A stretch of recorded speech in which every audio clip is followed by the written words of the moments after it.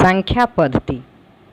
मुख्य रूप से संख्या दो प्रकार की होती है, पॉजिटिव और निगेटिव, या उसे धनात्मक संख्याएं बोलिए या ऋणात्मक संख्याएं बोलिए, या धनपूर्ण संख्याएं या ऋणपूर्ण संख्याएं। तो सबसे पहले हम जानते हैं धनपूर्ण संख्याएं क्या है।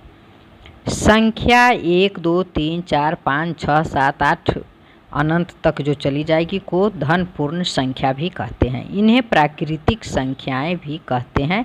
इन्हें n से प्रदर्शित करते हैं, जैसे n बराबर 1 2 3 4 5 6 7 8 9 10 इत्यादि।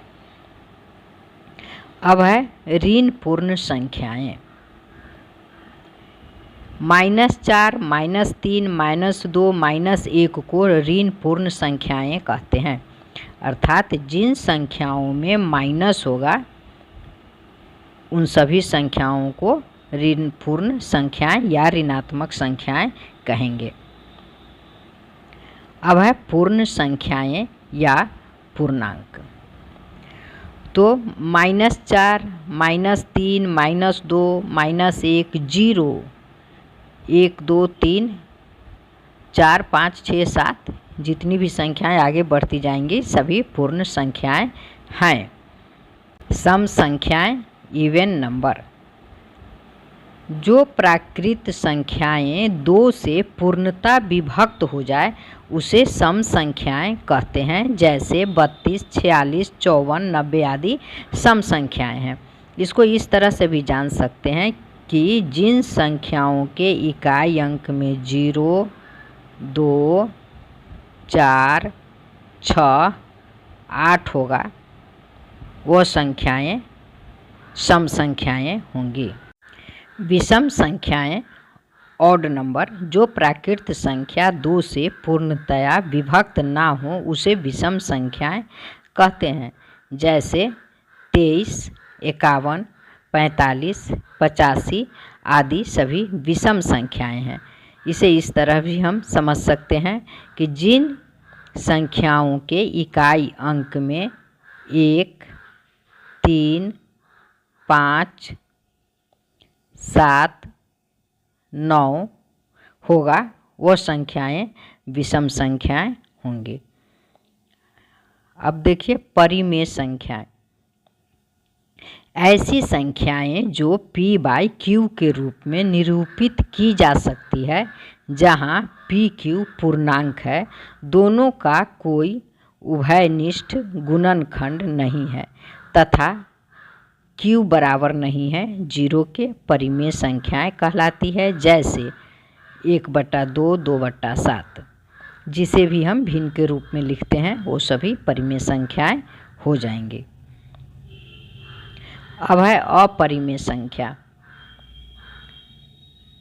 ऐसी संख्याएं जो परिमेय नहीं है अपरिमेय संख्या कहलाती है, जैसे √2। अब यहाँ देखिए √2, पाई,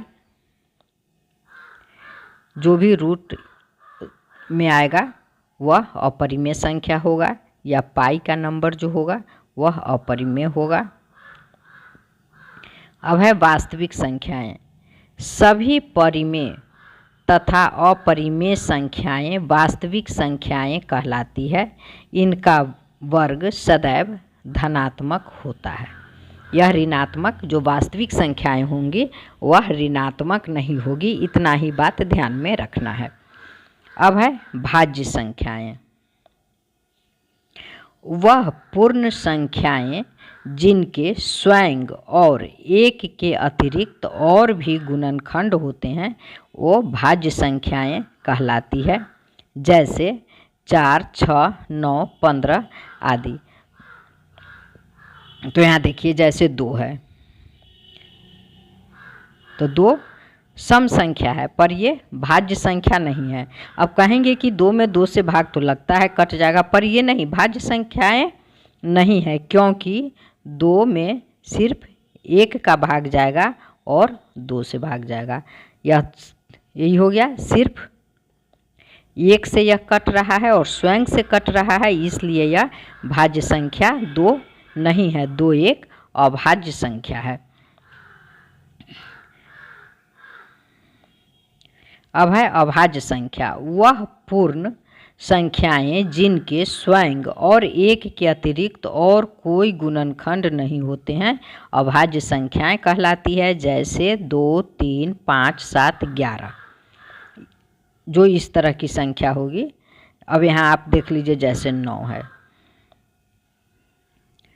9 तो 9 में भाग जा रहा है 1 से, 3 से, 9 से, तो यह भाज्य संख्या हो गया। 9 भाज्य संख्या है। बच्चे अब यही गलती करते हैं, वो विषम संख्या को अभाज्य संख्या मान बैठते हैं। 9 एक विषम संख्या है पर यह अभाज्य संख्या नहीं है, 9 भाज्य संख्या है।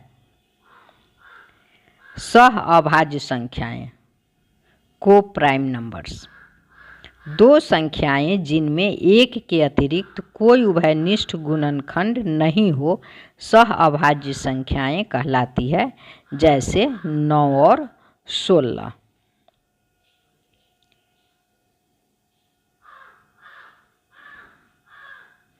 अब है योगात्मक तत्समक। a + 0 = a, अतः शून्य को योगात्मक तत्समक कहते हैं। अब है योगात्मक प्रतिलोम। यदि a जोड़ 0 = a तथा अतः a और -a एक दूसरे के योगात्मक प्रतिलोम है। गुणात्मक तत्समक। a × 1 = a, अतः 1 को गुणात्मक तत्समक कहते हैं। गुणात्मक प्रतिलोम मल्टीप्लिकेटिव इन्वर्स। यदि a × b = 1, अतः a और b एक दूसरे के गुणात्मक प्रतिलोम है। अब है काल्पनिक संख्या।